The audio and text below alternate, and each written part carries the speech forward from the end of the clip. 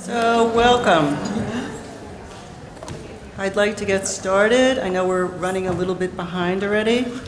So I'd like to say this. On behalf of the Women's and Gender Studies Department, I welcome everyone to a continued conversation, the Fall of Roe versus Wade after nearly 50 years.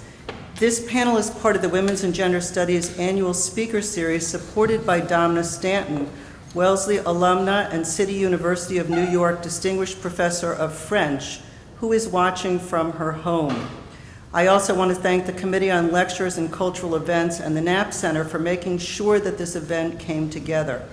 For those of you who are watching on live stream, we're delighted to have President Paula Johnson in the audience, and she'll be joining us on stage later. A core concern central to our Women's and Gender Studies Department since its inception 40 years ago is reproductive justice and how the lives of individual people are shaped by broader structural forces in both historical and contemporary contexts. With the Supreme Court Dobbs decision that overturned the ruling of Roe versus Wade, it left decisions about whether abortions are legal to individual states that could also ban it outright, put severe limits on its usage, or support it as part of rights. With the Supreme Court decision, abortion is no longer a fundamental right under the Constitution, a right that we've had for 49 years, even as it has been chipped away now for decades. The ramifications of this decision are already affecting people capable of pregnancy, many of whom identify as women, because it concerns not just abortion, but pregnancies, IVF, and other medical procedures and needs. As gender scholar Laura Briggs insightfully put it in her book title, all politics became reproductive politics. In the context of this assault on rights, I am looking forward to hearing from tonight's esteemed panelists, and I want to thank Jennifer O'Donnell, who's an instructor in Women's and Gender Studies, for graciously agreeing to moderate. Jennifer O'Donnell, who is also a Wellesley alum, teaches courses on women in health and health activism. She also currently serves as the Director of Grant Making and Evaluation at the Society of Family Planning, and I turn this evening over to Professor O'Donnell to introduce our panelists.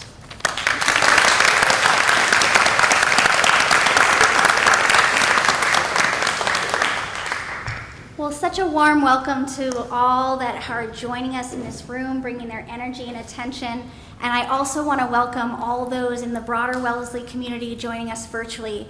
Thank you for being here and for listening and learning. It feels really meaningful to have you in this room at this particular moment. Before I turn it over to this incredible group of people that I'm so honored to have gathered on this stage, I wanted to just quickly name something that often goes unspoken in these spaces.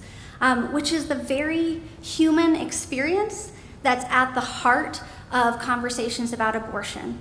So for those of you, the many among us who may have had to make the decision to end a pregnancy, I want to quickly state, we see you, we honor the decision that you've made and the life that it's allowed you to create, and we're here with you. And with that grounding us, I'm just so proud to bring this group of people together to help us understand this moment in greater detail. And I hope that you walk away at the end of this experience with some really bold ideas and also a sense of sitting in your own power in this moment to think about how we might transform things for the better moving forward.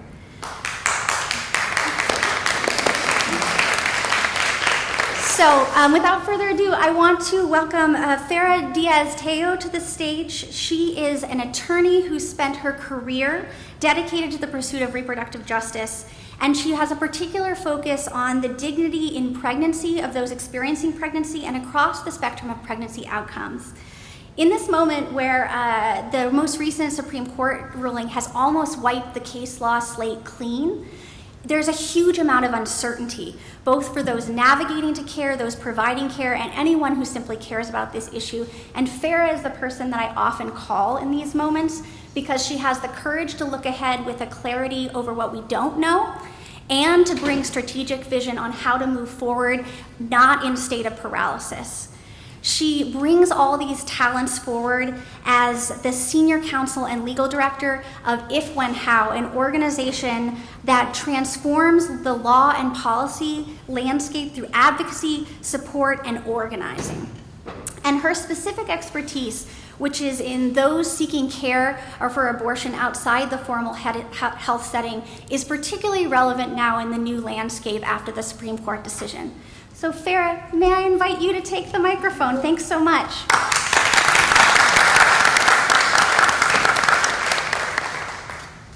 Thank you so much for that warm introduction, and it's really an honor to be here, especially with these panelists. I'm a little bit in disbelief, and in disbelief that I'm standing in front of a group of people in 3 dimensions and not on a Zoom screen for the first time in a long time. So one of the first things that I was tasked with talking to you all about was a question of how did we get here from a legal perspective? And there's a small story and there's a big story. So the small story is the road from Roe to Dobbs, the nearly 50 years in which we had a constitutional right that we could rely upon, that granted a right, although it did not grant access, did not make that a reality for everybody. And for those who don't already know, what Roe said essentially was that people had a fundamental right to make a decision about whether to continue a pregnancy, whether to carry that pregnancy to term. But what Roe really did fundamentally was speak to the state's relationship with the healthcare provider and say that the state may not prohibit people from providing abortion care under certain circumstances. And that was a galvanizing moment for abortion opponents that then led to, as we know, the arc of history, the whittling away bit by bit of that fundamental right until all that was left was that people could not face an undue burden, with the burden seldom being considered undue by the court, except for the one shining moment in 2016 in the whole women's health case. And then what the Dobbs case did, essentially, as Jenny said, was to wipe that entire slate clean and say that that decision that affirmed a fundamental right to make a decision about one's own body was egregiously wrong when it was decided. So it was as though the right never existed. It was an illusion for all of us, not just an illusion for the people that it never fully extended its protection to. But I want to tell the bigger history of abortion, this question of why abortion law in the first place? Because abortion didn't start with Roe, and it will not end with Dobbs. And so the story of abortion is as old as the story of humanity itself. As long as people have been able to get pregnant, people have been looking for ways to end pregnancies. And they have done so on their own, or they have done so with the assistance of midwives and healers and people in their community whom they trusted with their health care. And these were people in the United States. These were people who were indigenous healers. They were enslaved Africans who brought their midwifery and their healing skills with them through the transatlantic slave trade. These were people who were immigrants who served the industrializing areas of the East Coast, right? And these people were providing this health care that, frankly, for most of history, the law had nothing to say about. This was considered, women's business. These things that happen in their complicated bodies, and it was just messy and untoward. And so the law didn't have a lot to say about it until medicine began to professionalize. At about the time of the Civil War, the practice of medicine began to consolidate power in wealthy white men who sought to essentially give themselves the power, elevate themselves by defining themselves as physicians, and everybody else who was doing this important, crucial healing work of helping people bring babies into the world and end pregnancies and prevent pregnancies as dirty, as backwards. This was explicitly racist, explicitly xenophobic, right? And all of it was in service of creating power in the profession of a physician. So the reason that we have abortion laws in the first place was because the practice of medicine needed to define all those other people as criminals. That's why we have criminal abortion laws in the first place, not because the law in antiquity really ever had anything to say about fetuses or about this, the business of reproduction. So this is all to say that everything that we have now, everything that exists now, that existed, up until Roe and until Dobbs, all these were a series of choices. It wasn't preordained, right? We have made choices that have put us as a society into this situation where abortion is so overregulated that it can be treated as though it's a right to be taken away and not something that belongs to individuals' bodies, that is a part of their bodily existence of just simply being a human. And so I like to quote Karolina Wikiwick from the Polish abortion dream team, who says, "All abortion laws are abortion stigma. There is no reason that abortion should be treated differently in the law than any other health care that a person might receive." So that's the longer arc of history, and I hope that it can help point us a way forward. I can tell you a little bit about the work that we're doing in this moment at IFWA and how to try to address the needs that are emerging from this, because we are in a state of crisis, a state of emergency that is likely to last a long time into the future. And one of the concerns that we have is that, of course, as the law seeks to prevent people from seeking abortion care, they're going to find ways to do so, whether that is leaving places to go get abortion elsewhere, or bringing abortions to them through self-managing abortions. And very frequently that happens with pills, the same abortion pills that somebody might receive from a clinic, and a person can take them in the privacy and comfort of their own home. They can do so surrounded by their loved ones and people who support them. And we want to equip them with information so that, with legal information, so that they know what the potential perils in the law are, so that they can be safe from criminalization. We provide legal defense, and we train other attorneys to provide legal defense for people who are ensnared in criminal prosecutions, because unfortunately this is a sad reality. And our research has revealed from the year 2000 to the year 2020, 61 people have been criminally prosecuted, criminally investigated, for either ending a pregnancy or helping somebody else to do so. So even though the law in the vast majority of states, in all states but 2, does not permit criminalization of people who self-manage their abortions, that criminalization is still happening. So we want to be there for people and equip the bar, the legal defenders, to be there for those people as well, and to advocate for laws that support and affirm people's rights and protect against the laws that seek to criminalize them.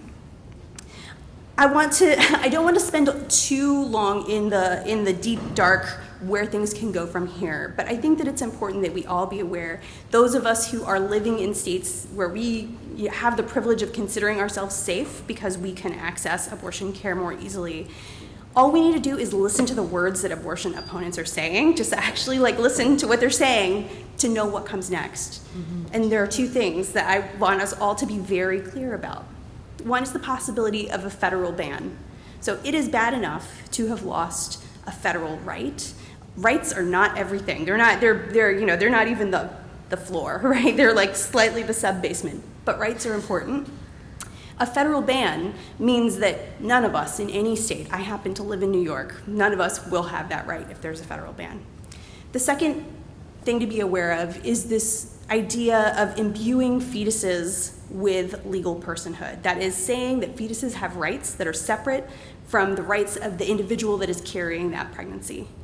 And when the state imbues the fetus with a juridical personhood, with its own status, that means that the state then has the right to act on behalf of that fetus.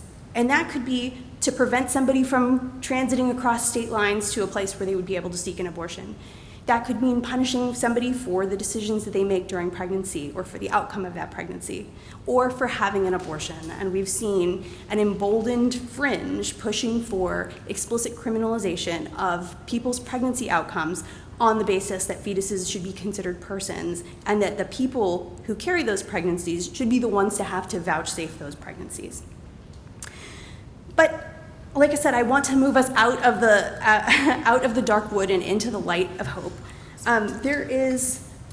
There are models that we can look to. We can look to our own past. We can look to the healers and the midwives who provided care in antiquity and continue to do so into the present day, some in relationship to the state, some not in relationship to the state.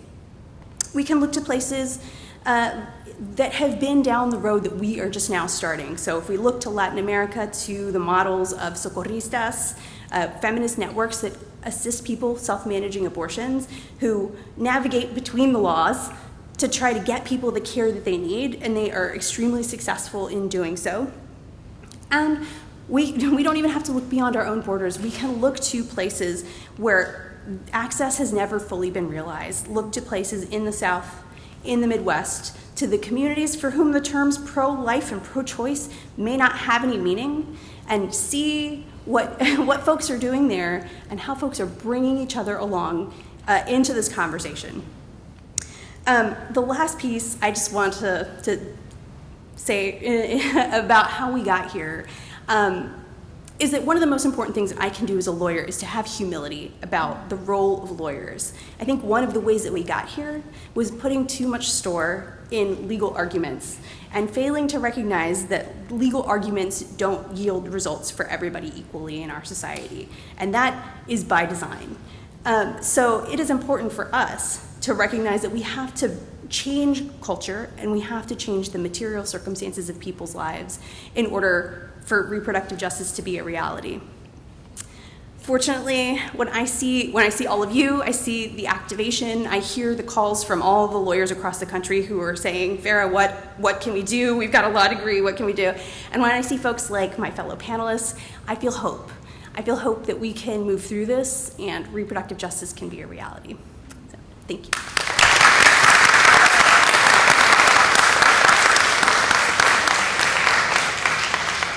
Thank you so much, Farah. And that phrase of hope is a discipline feels really true as you end us there. Bringing the perspective of sociology and also this expansive view of how abortion access plays out in a very concrete way, it's my pleasure to welcome the next speaker to the podium. Dr. Tracy Weeds has spent the better part of her career using her training as a sociologist to examine, to understand, and to expand the ways that we think about these very well-trod intellectual paths related to abortion. As a young person, not so different than many folks that are sitting here in the auditorium, she got her start in an abortion clinic, helping the daily operations of that particular care. And that combined with what I consider to be her unflagging curiosity, and truly unflagging, that she brings it forward with a sort of resistance that I can only admire from this distance. She brings forward new possibilities of what we might see ahead for people seeking care and those hoping to make that care possible. Most recently, she's spent about 8 years leading one of the largest investments from a philanthropy in abortion access here in the United States. And I'm really delighted to welcome her for the first time, at least for me, in her new role as a professor of sociology at American University and the director of the Center on Health, Risk, and Society. So Tracy, floor is yours.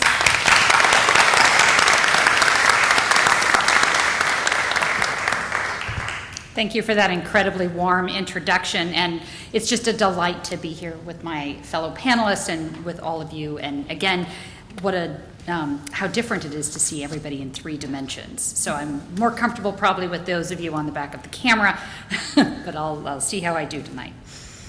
In the U.S., when we think about needing an abortion, we think about the specialty abortion provider, where today 95% of all abortions occur in the United States.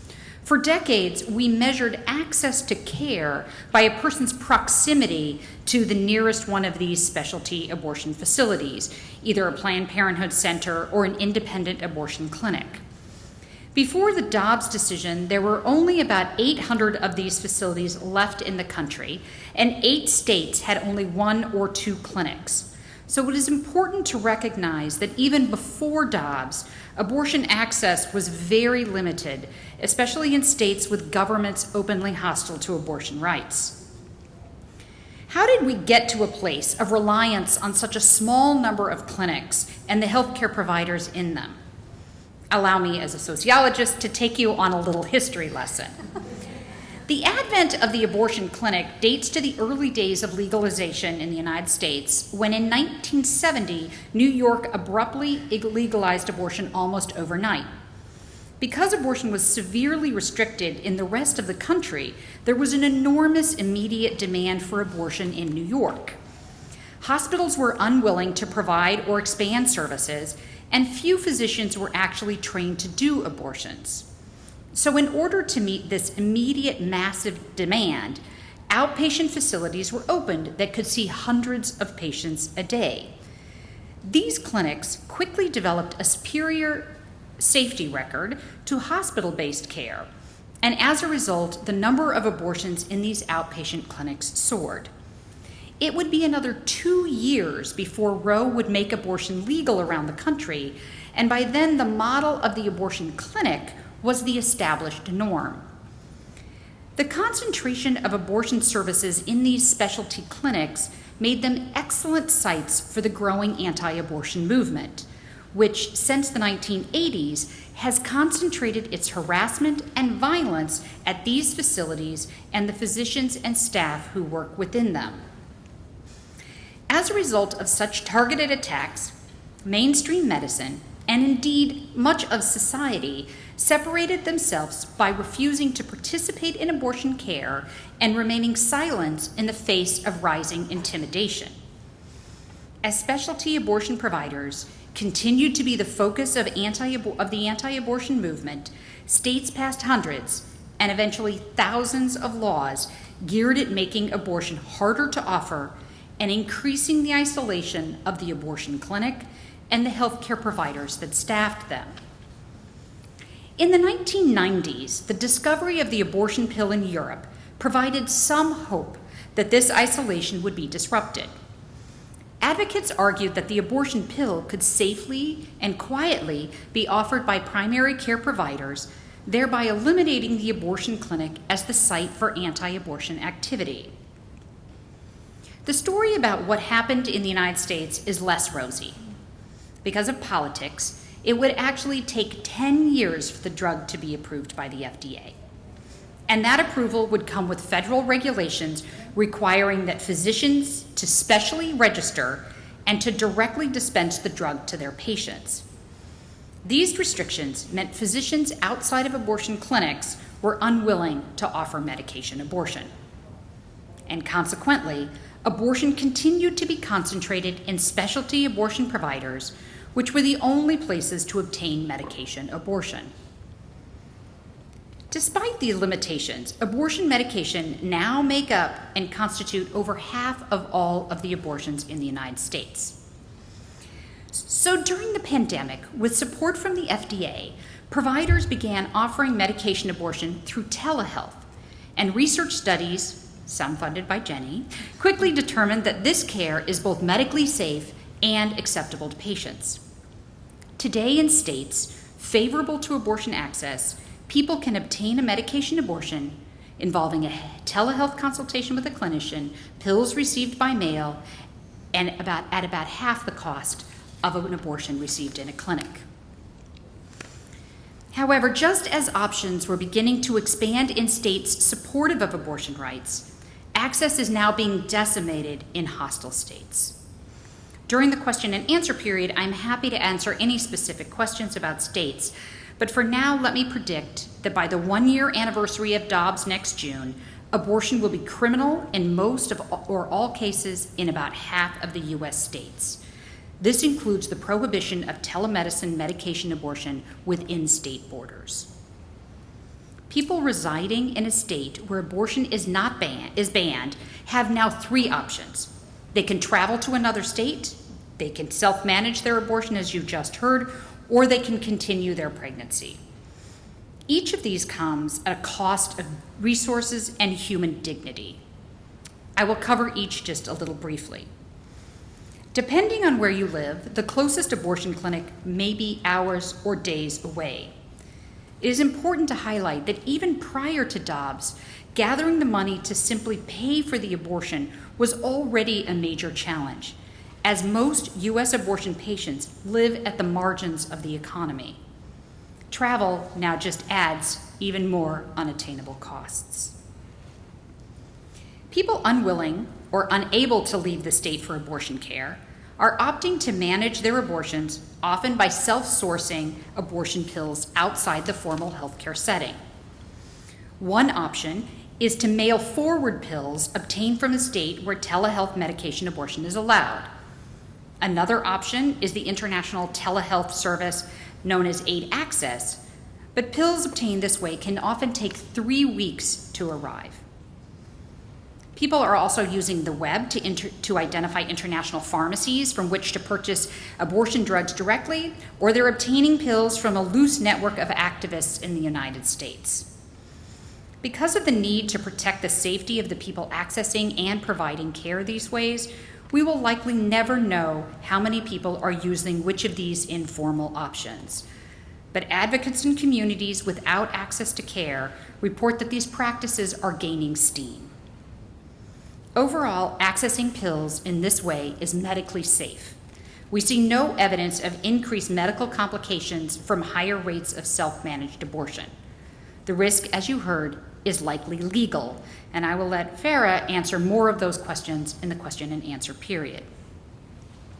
I want to be clear that while I find self-managed abortion a legitimate option for people, I do not believe it should be required of people simply because their state has opted to criminalize abortion provision.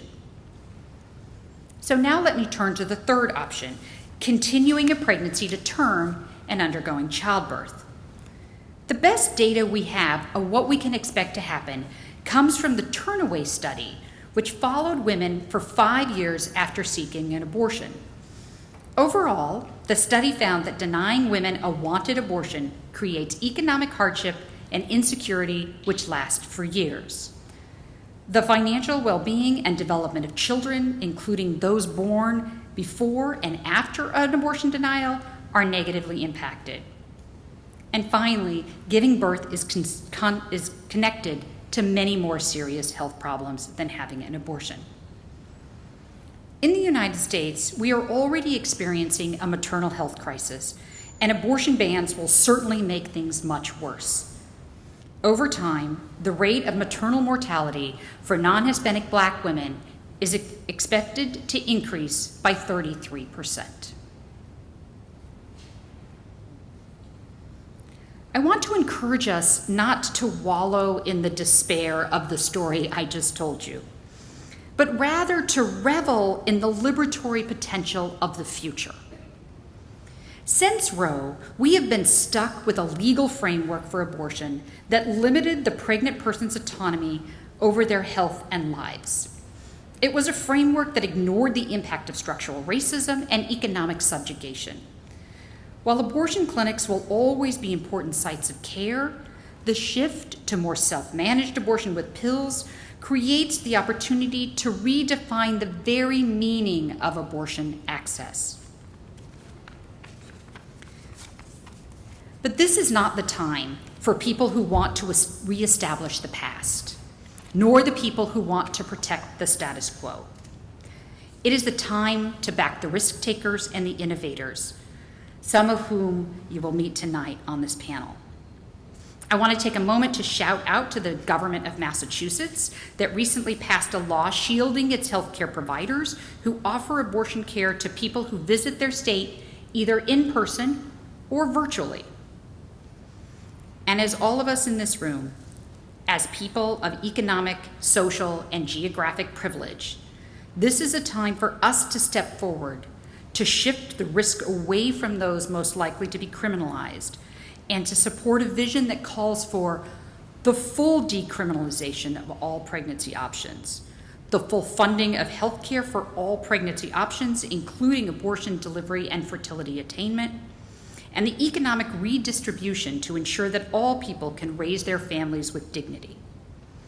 I look forward to answering questions about how we can collectively contribute to obtaining this vision.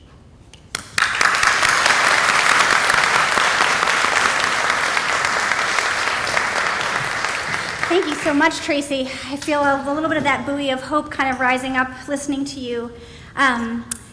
Transitioning to some very concrete work, I want to recognize that skilled and compassionate clinicians who provide abortion care are so critical to this conversation. And with that in mind, it's really my pleasure to welcome our next speaker. Dr. Anitra Beasley is a practicing obstetrician gynecologist at Baylor College of Medicine in Texas, and her specific area of expertise is in complex reproductive health care, both the management of pregnancy loss, the termination of pregnancy, and also contraceptive care. She is a graduate of the Complex Family Planning Fellowship and also has her training in public health. And I think more important than all of these degrees, she is the kind of clinician that I feel like represents the very best of what medicine can offer. She is incredibly skilled, deeply engaged in centering evidence in her practice, and also someone with compassion, with values, and the ability to bring forward the bigger picture while she's doing highly technical work. She has seen her practice transform in the last year, starting in September, where a state-based law in Texas restricted her practice in what we had imagined to be a temporary way to the present day. And so it's my true pleasure to welcome Anitra here to share the perspective behind the white coat. Thank you so much.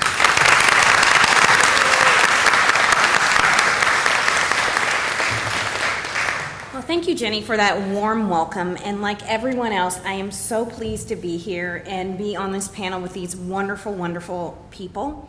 I'm like, oh, no, I don't want to turn. I want to keep listening to them.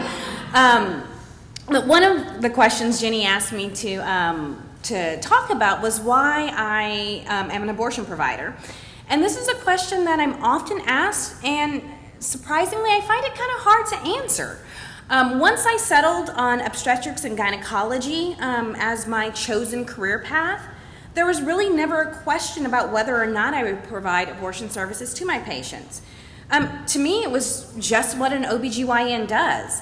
How can you not take care of 25% of your patients when they have a need, especially when you do the exact same procedures and give the exact same medications in other circumstances? It would be like me arbitrarily saying, I just don't do some C-sections. That just sounds, in our space, ridiculous. But with time and life experience, I've come to realize how meaningful and life-changing an abortion is, both for the patients and for me. I absolutely could not fathom having a practice where I did not provide abortions. And as I was writing this, I was like, well, that just sounds stupid because I now have a practice where I don't provide abortions, but where I don't fight to provide abortions.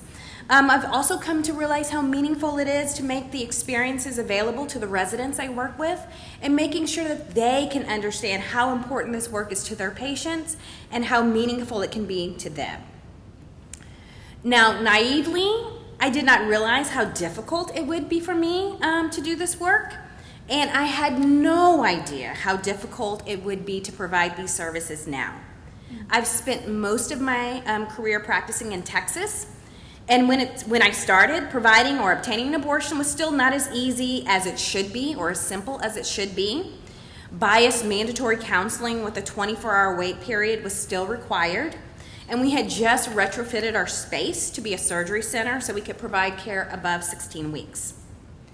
But over time, we found ourselves as both patients and providers navigating more and more restrictions until we had all of them.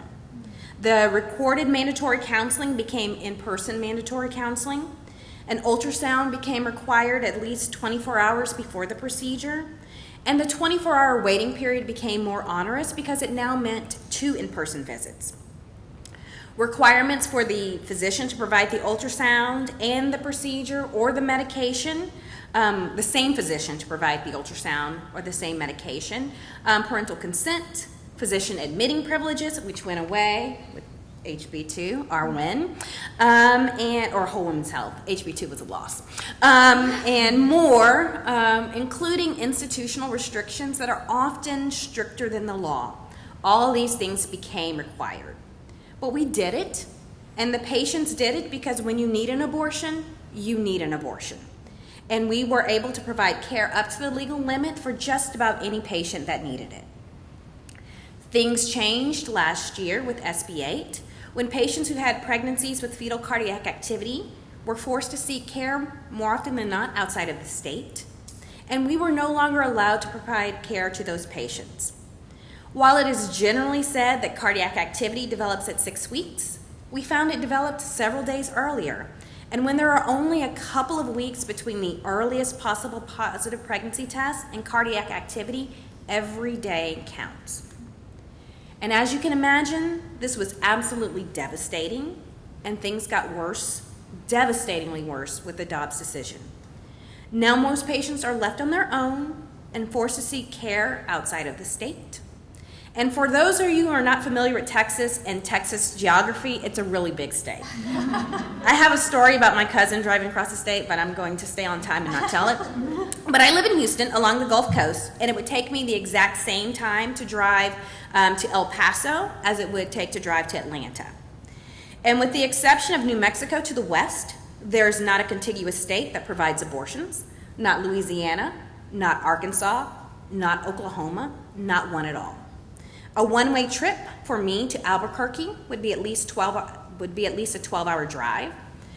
So not only are patients forced to leave the state or obtain abortion medications via an online platform, they are often left to do this alone without a good system to turn to if they need it.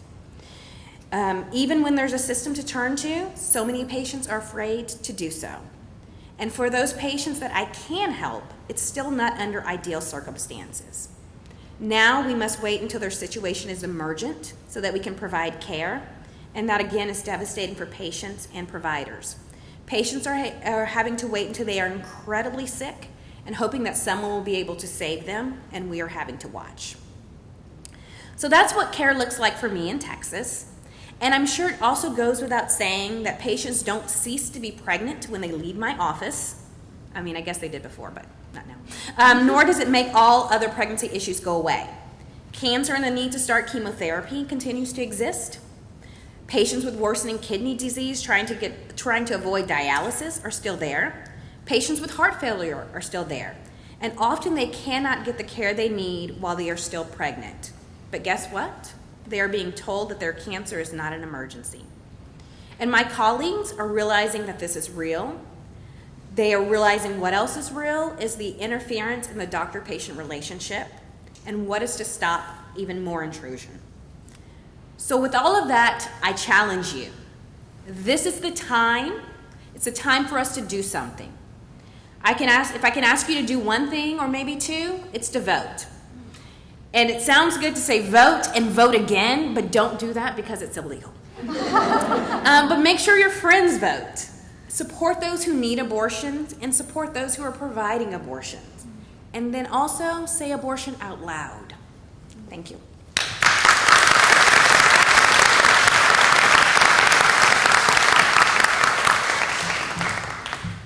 May we all have a doctor as kind and as brave as Anitra. Thank you so much.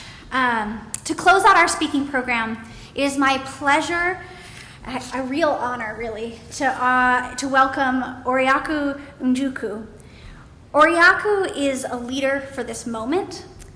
Many of us on the stage look to her for both a deep grounding and also a bold vision.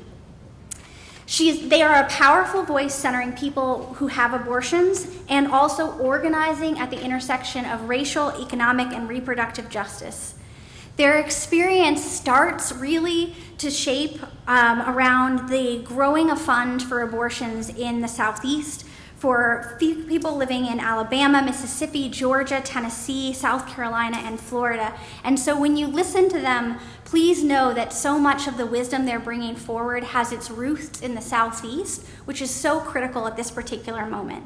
And in the wake of this really incredibly disruptive and devastating ruling from the Supreme Court, Oriaku has newly stepped into leadership as the executive director of the National Network of Abortion Funds, the real epicenter for much of the support that's going to help people navigate care in this incredibly difficult moment. I think that they hold also wisdom for us all, that we must look to each other and organize ourselves for community-led systems of compassionate care now into the future. And it is really a pleasure to have this incredible person to the stage. So Oriaku, I'd love for you to come up and take the mic.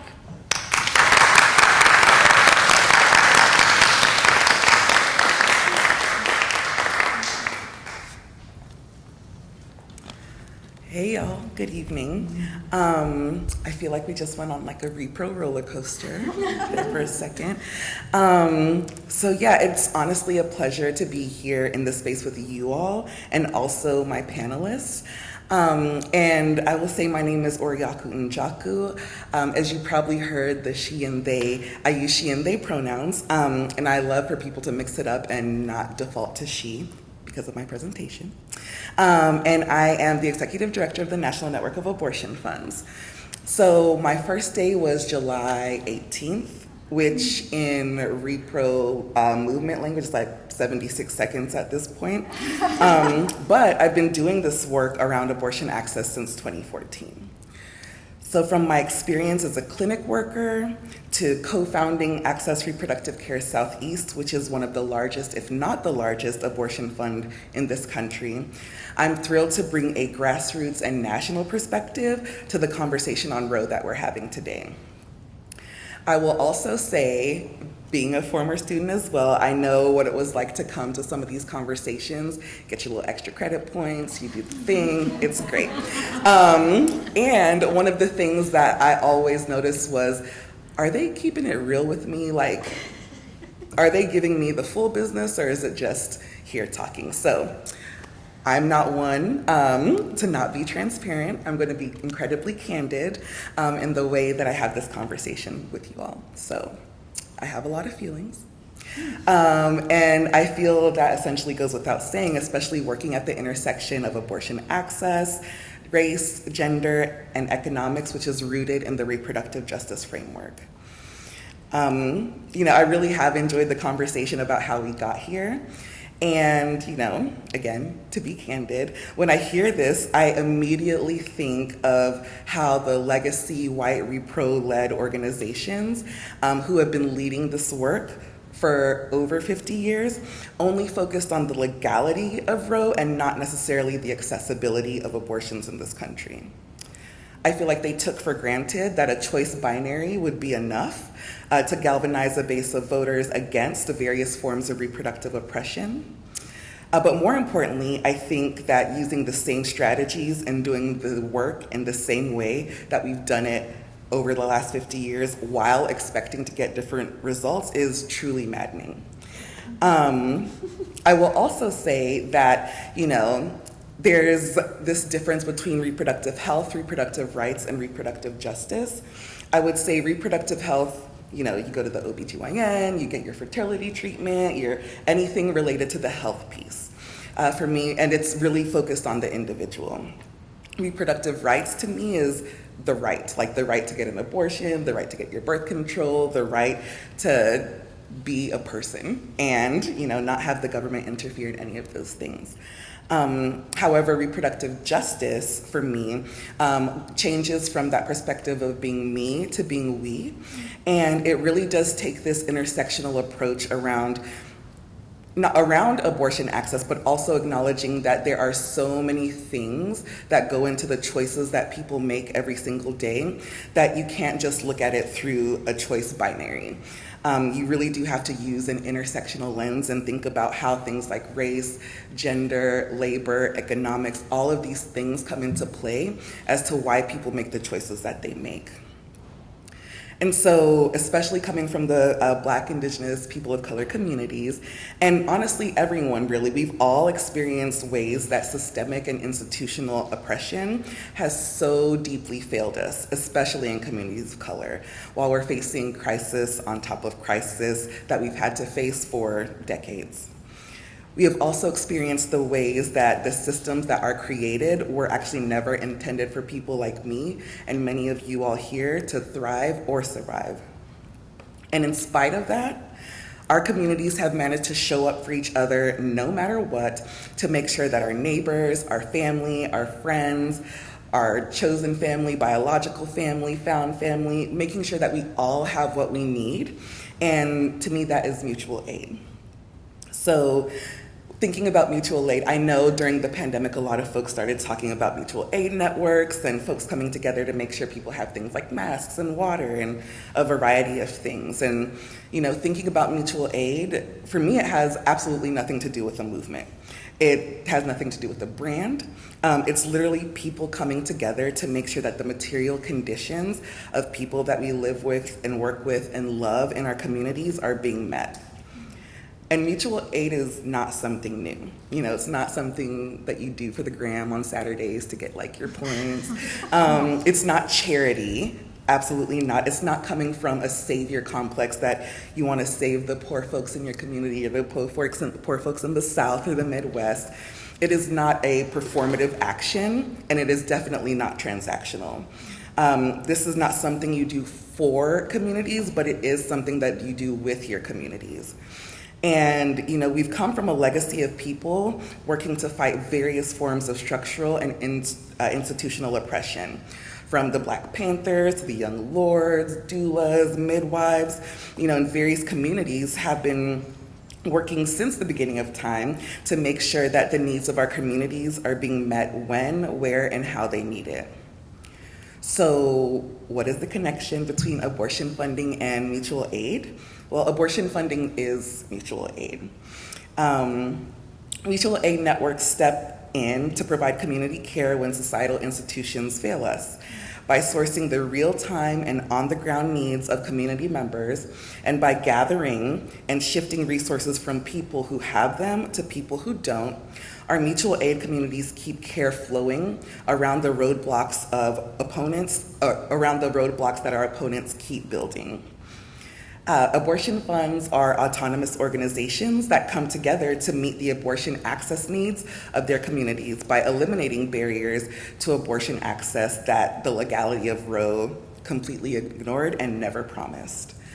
You know, in fact, the National Network of Abortion Funds is about to celebrate 30 years next year, and I feel like that's magical. And it also is going back to the idea that grassroots organizations all over the country who are providing abortion funding and logistical support came together to say, y'all, we need to do something different. We need to have some sort of coordination, because the reality is that people didn't just start crossing state lines, you know, after Dobbs.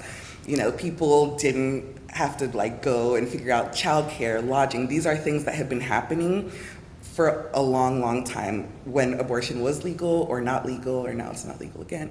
The whole thing. And so, you know, abortion funds, we do the work around providing rides, lodging, childcare, reimbursement for lost wages, food, emotional support. I mean, honestly, the sky's the limit as far as what abortion funds can do, and there's an abundance of possibilities as far as what can happen with your local abortion funds.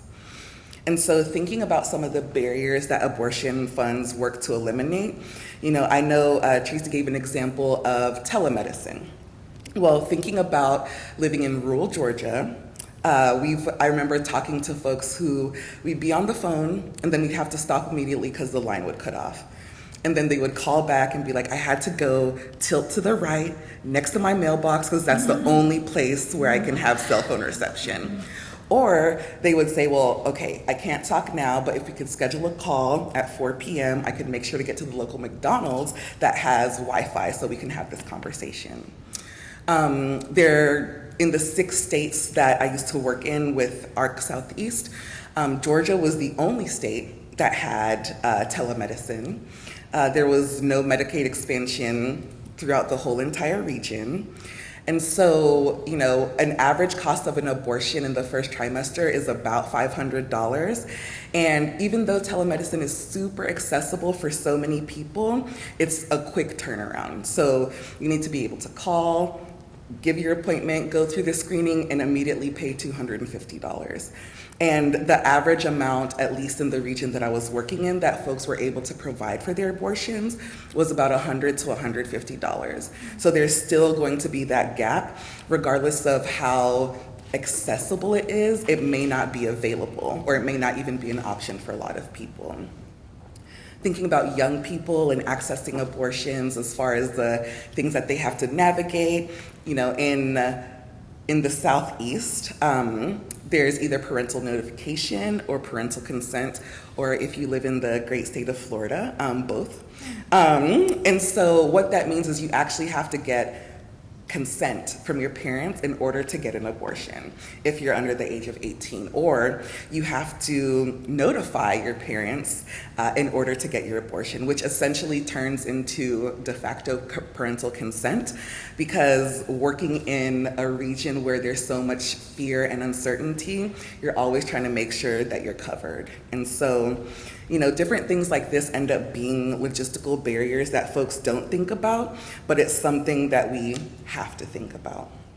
And so, funds have always been an important force within the reproductive health, rights, and justice ecosystem, because again, while Roe v. Wade made abortion legal, it did not guarantee that accessibility, especially for rural, low-income communities and communities of color. In fact, something that I've said since I've been in this movement is, the post-Roe reality that folks have been scared of had been the actual lived realities of people living in the South and the Midwest for decades. There's not a thing like a border, there's not counties. If you live in the state of Mississippi and there's one clinic in the entire state, you will actually have to go to another state to get care. If you are past a certain gestational limit within your state, you'll have to go to another state to get care.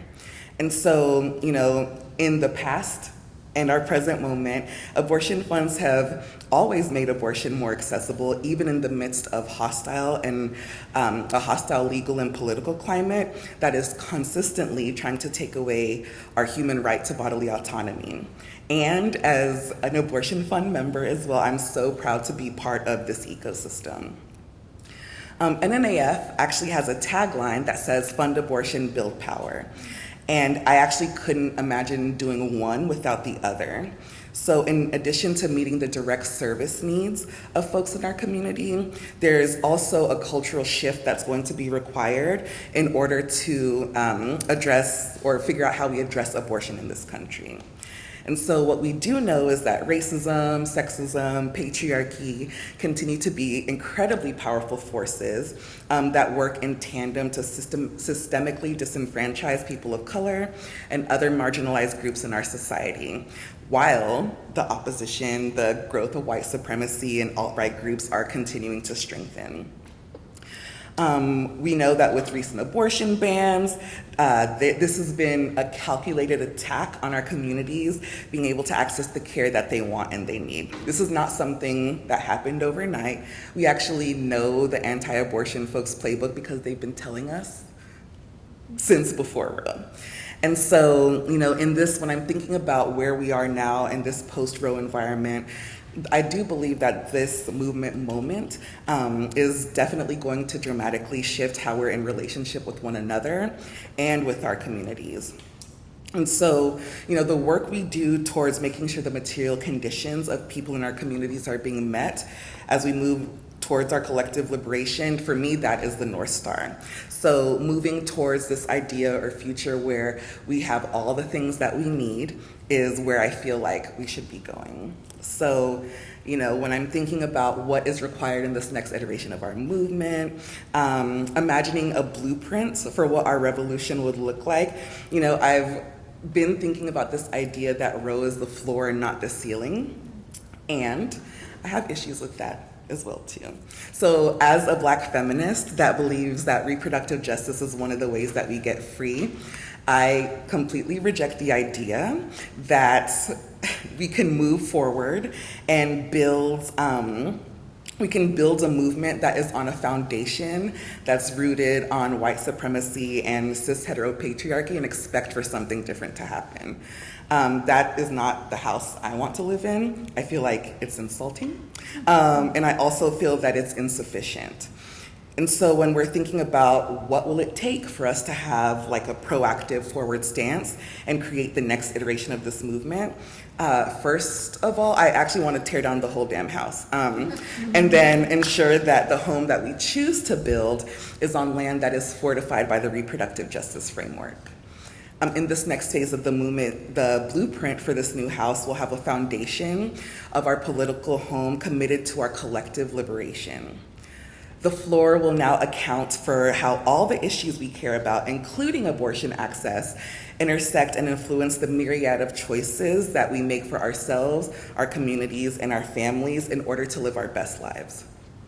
We will need mutual aid to continue helping us build as we move towards this revolution. And the place where I envision this house to be is a safe and brave space for all of us to experience, not only in our lifetimes, but for future generations. And so as we're thinking about this movement, this is a movement where your zip code, your age, your documentation status, your income, disability, race, indigeneity, gender, like none of these things would create barriers towards accessing an abortion.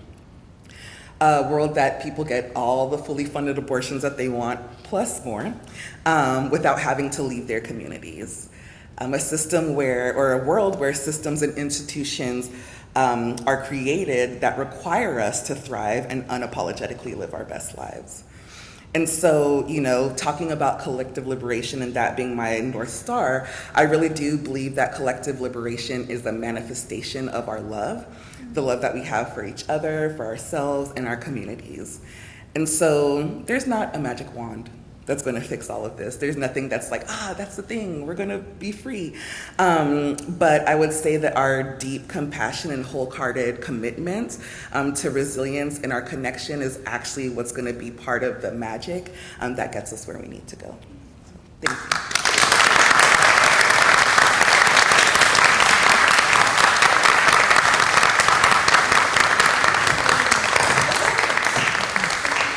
Thank you so much, Oriaku. And I know that President Paula Johnson is going to say a few words, which gives you all time to get your questions ready and get brave enough to come up to this mic, because I want to hear from you and we have a little bit of time. But until then, President Johnson.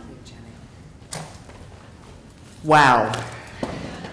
Just powerful. And I cannot tell you how proud I am to have all of you here tonight at Wellesley.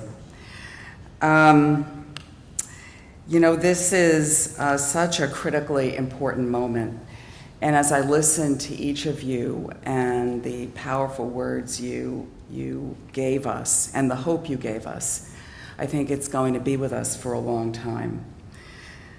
Farah, your historical context, I thought, was brilliant, and really thinking about how the professionalization of medicine in the 1800s really led to the marginalization and denigration of women, and we can kind of trace it back to then. But then how you really talked about the fact that the mistake, many of you did, of keeping it only legal, but to continue to have hope. Professor White's talking about the context of the more recent history of abortion access, and your call to action around medical abortion. We hear you. Dr. Beasley, you just made it real. Okay, as a fellow physician, you broke it down for us, I think, in a powerful way that lets us know on the ground what's happening.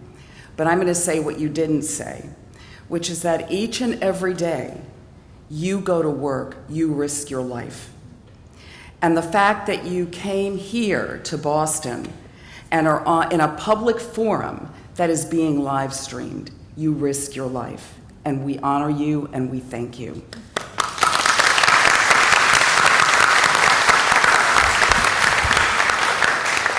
And Oriaku, just bringing that critically important lens of intersectionality, the critical aspects of race, what has been ignored, and I love it, the focus on mutual aid and how reproductive justice will become and needs to be the foundation of our new house.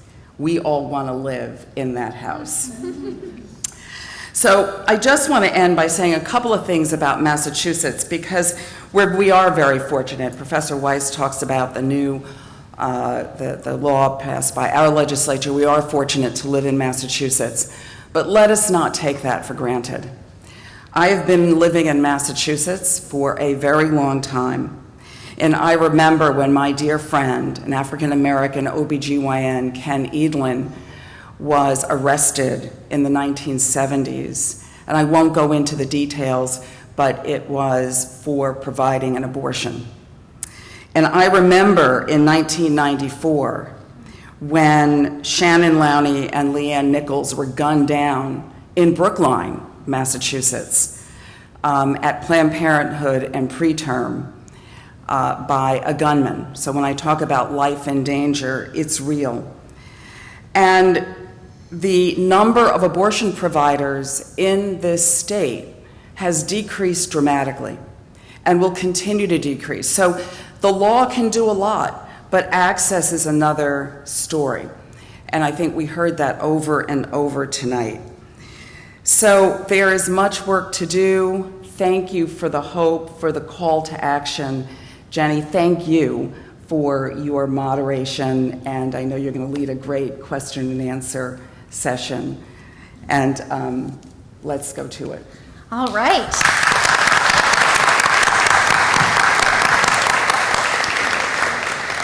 I'm going to start staring at people to start filling up with the questions, because I know, thank you, some folks are ready to roll. But in the meantime, as I ask you to sort of gather your courage for bringing your voice into the room, I wanted to bring a question forward to buy time, and also because I'm very curious.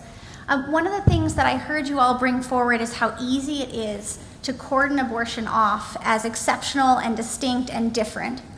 And at the same time, when we think about the Dobbs ruling and the way that it swept the law clean in many ways, it has ramifications way beyond the specific need around abortion. And I wondered if we can talk a little bit about that, both from the legal perspective and also, Anitra, you called it forward just briefly in saying that it's gotten real for your colleagues.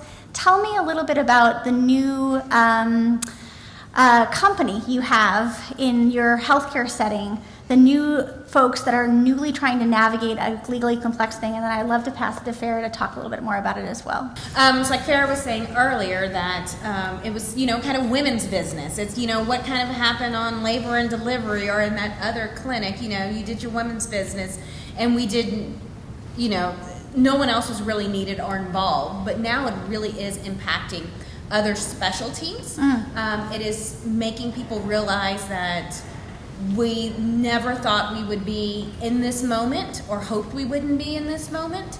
And this moment may translate into all different things. So today it's abortion, tomorrow it's going to be something else. And you should never have to try to balance good, proper, right patient care with the legality of what's going to happen to me. Am I going to lose my medical license? Am I going to go to jail? And it's real now. Yeah. Farah, tell us about the law. Is it creeping all over the place? It feels very slippery and slidey around not just abortion, but a lot of other care that needs to be happening. Yeah, I mean, I don't know, the metaphor of the slippery slope I feel like is a little bit overused, but we're like downhill skiing. We're like slaloming down the slope. So, for folks who don't know, Roe and its line of cases were decided on the basis of substantive due process, which means that the 14th Amendment says that there are certain things, certain aspects of life that are just so fundamental to to who we are, to our personhood, that the state shouldn't be able to interfere with them. And we've seen an expansion of this over the years, right? So it includes the right to make a decision about whether to continue a pregnancy, but also, more recently it includes things like marriage equality, right? That these decisions about whom we marry, how we form families, how we have sex, all of these things are within a domain of life that the state shouldn't be able to encroach upon. And so the majority in the Dobbs decision said, no, this is particular to abortion. We're going to pull out this one Jenga piece of substantive due process, but only with respect to abortion. Don't worry.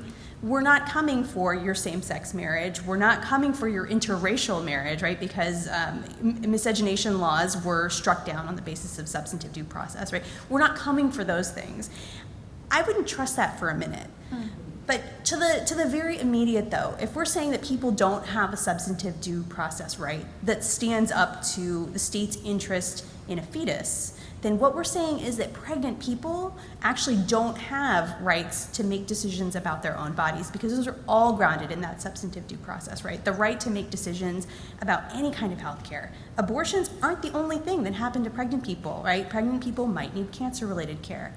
Sometimes pregnant people need end-of-life care, and one of the cases that I've worked on is in Idaho, ensuring that people who write advance directives, which is the directions for what they want to happen to them should they become incapacitated and unable to express their wishes, to have those honored for pregnant people, because Idaho's law said you can write an advance directive, but it says right there at the bottom that if I am pregnant, this has no effect. And so this is discriminating against people on the basis of their pregnancy. So all of these things, just the ability to make decisions about one's own life, are very much in peril right now, because the court has essentially said we're going to let states do whatever they want to vindicate whatever their perspective is on protection of the fetus, and that portends some really terrifying things. I see. No, that was fantastic. And I see we have a question. Thank you for leading by example. I was wondering if Dr. Beasley, you could talk a little bit about your experience in med school as someone who wanted to become an abortion provider, and also advice that you would have for people who are currently seeking to go into the medical profession and possibly provide abortions as part of that. So I will say, when I was all over the place when I was in medical school, but as I said, it wasn't ever really a question to me about providing abortion care. It was just, I remember the first time someone asked if I was going to provide abortions, it was kind of like, well, of course, doesn't everybody? But I think that, you know, when you are choosing where you want to go to medical school, when you're choosing where you want to do residency, right now it's a much different decision than I had to make. I knew that I was going to be able to get the training that I needed in order to be able to perform abortions, even in the state of Texas at that time. That still doesn't exist completely now. It concerns me that people are going to have to make those choices, specific choices about their training, when they're trying to juggle so many other factors. But I will say that the skill set that you have to do abortions extends to other things. So you will get the training to do D&Cs. You will get the training to do uterine evacuations. You will get the training to do medication abortions. But unfortunately, you know, you will not be able to do it with patients who need an abortion in all places, and you will participate in the stigmatization of that care in certain places. Another question? Yes. Okay. I'm hoping to have at least 3 to 4 from you all. So know that I'm bringing forward that hope and wish, and hoping you might bring forward another question. But I'm going to buy you some time while you get to the edge of your seat and come forward. We were talking about the subject of medicine, and one of the themes that I saw run through all 4 of your comments is how this moment asks us to reimagine how we understand medicine in relation to abortion at this time. And actually, Oriaku, a lot of what you were bringing forward around self-care has echoes of self-care in the health sphere. And I wonder if you can talk a little bit about how you understand the role of medicine, given how tapped in you are to the by us, for us, really, I think, groundswell that we're hoping to see in this moment. Is this? Yes. Okay, good. So one of the things that I always think about as far as medicine right now is how hard this work actually is, especially depending on where you live. And so something I'm always saying is that this work is hard work, but it's also heart work. And so, you know, in order to provide direct service, which is community care, the folks who are the direct service providers also have to take care of themselves, even in the midst of this climate that we're in. And so making sure that you have the tools that you need to stay grounded, making sure that the values that we talk about being reproductive justice values also apply to yourselves, and that you are also still part of these communities. But I really envision one of the ways that medicine could be different is this shift towards a more intersectional lens. And I know people say that a lot, but to me what that means is having a certain cultural competency in how you're able to communicate with the people who are coming into your clinic. Not just patients, but they're actually people, a community that you work with. thinking about medicine as not necessarily a transaction, but how it does have the opportunity to really be transformational, and the way people are able to live their lives. And so, yes, some of that takes a little bit more time, but in my idea, like, it's worth the time. The times where I've gone to the hospital or, to my OBGYN and they didn't take the time or just didn't listen, are the moments where I've been like, if you would just not assume that I have diabetes because I'm fat, then this would be a different conversation, So really tapping into who the people are, but also remembering that the folks providing services are people. I think that's just how we care for ourselves and each other. Yeah. I know we have another question, but just let me follow up. Tracy, you want to do a little bit of a wrecking ball on the role of medicine in the new day? I know you're just ready to get to the mic.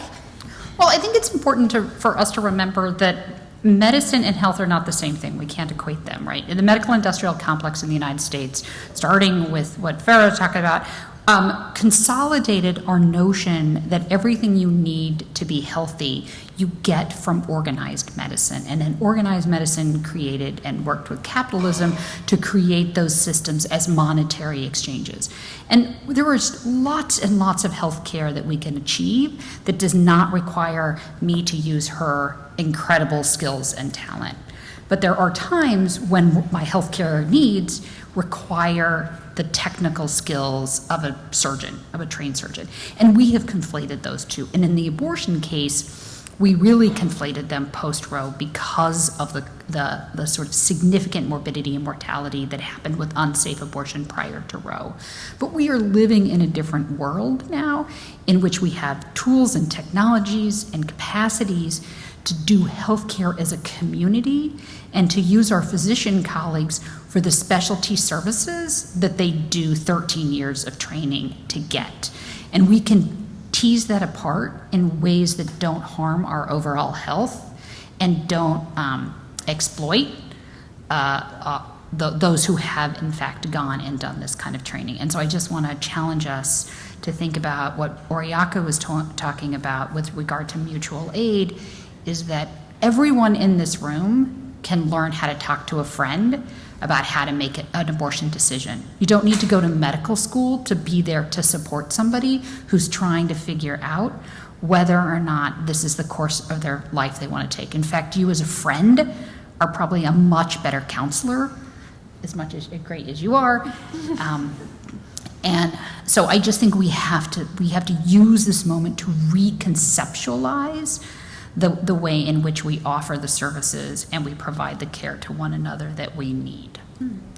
All right, look at these brave voices. Thank you all. Round of applause for you lining up here. We're going to have to go fast, so panelists, be advised. You see this cue. Please, bring forward your voice. Hi, I'm sorry, I am so bad with names. The first speaker on the panel, I was wondering if you have, we had a question about, medical school and how to, advice about that. So I was wondering if you have any advice for potential law school students. Ooh. Oh, boy, howdy do I. So an important aspect of the work that my organization does that I did not even get to glance on is, so If When How also organizes students on law school campuses. So to create a political home for people who are interested in advancing reproductive justice using the tools of lawyers. So I would recommend that anybody who is considering going into lawyering as a tool for reproductive justice, one, to reevaluate their life choices.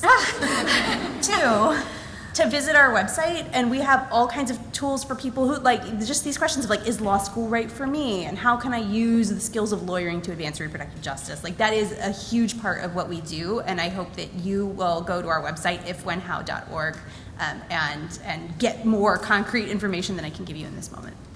Thanks. Come forward. Thank you. Hi, Farah. This question is also for you. I was wondering if you could talk to us about what sort of protection abortion could have in the legal system if it's no longer going to be from substantive due process. Yeah.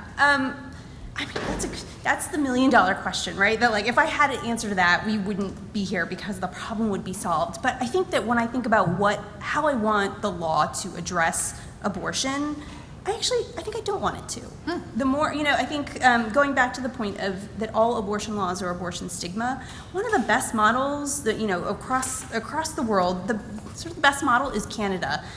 So Canada had criminalized abortion for a long time until a brave doctor said on television, I perform abortions. Dr. Henry Morgenthaler, who was a Holocaust survivor and did abortions as an act of moral courage, and challenged the law. And essentially then Canada had to decriminalize abortion, but never really got around to passing a bunch of new abortion laws. And in a way, it seems like that is the best space for abortion to exist in. Apart from what I would like to see is a guarantee that everybody can have their health needs met. Right, so I want the state to vouchsafe people's ability to seek care, but not really have a lot to say about how that care is provided. And that's just speaking for me. Victoria, come on up. Hello, this is a question specifically for Dr. Beasley, but I'm just curious, even as far back as SB 8 in Texas and now in this post-Dobbs world, if you've ever considered practicing in a different state other than Texas, where a state has codified or vowed to protect the right to abortion, and if not, why? Especially if there are ways that you think that physicians are now especially limited in helping to provide that kind of access. Yeah, I of course, I have thought about going somewhere else and practicing and helping patients in the ways that I can. As everyone has said, not everyone needs the help, and self-managing abortions is something that can happen without any intervention from me. But with that said, even if I leave Texas, all of the people that need help are still in Texas. So there has to be someone who can stay there and fight and help patients in the way that we can, the limited ways that we can. And if not me, I mean, someone has to be like, I can deal with the craziness. I'm from the craziness, and stay there. So that's why I'm still there. Thank you. Got my heart there. Come forward, yes. Hello. Thank you guys so much for being here. This is a question for everybody, but especially Oriaku. You guys mentioned looking to the examples of a lot of global organizations like activists in Latin America. So I wanted to ask you guys about what kind of work you do globally and how those conversations have changed so far after Roe v. Wade's fall, and how you foresee that going forward. I feel like we don't have enough conversations. One of the things that I've been thinking about a lot is we need to look to other global movements as far as what is possible as far as building power, especially here in the United States. So thinking about countries where abortion is outright illegal. My family's from Nigeria, and so in Nigeria, abortion is illegal. But there's also this hotline called Miss Rosie's Hotline, and they have these songs, they sing about abortion. There's like, here's how you take your miso to get your abortion. The work is still happening even in the midst of like really hostile political climates. So there's a lot to learn. I feel like in the US we have this sort of like US exceptionalism, thinking that our way is the way when here we are today in a post-Roe reality, So yeah, there's tons to learn. There's tons to learn. And I'm excited to look outside of our container known as the US to see what else is possible. I'm going to pass it to one other person because I'm seeing that line behind, and I'm a lady that likes to end on time. So, Tracy, do you want to take a quick whack at this one too? Sure. I think in the global space, thinking about the damage that the U.S. I work on interest of what the U.S.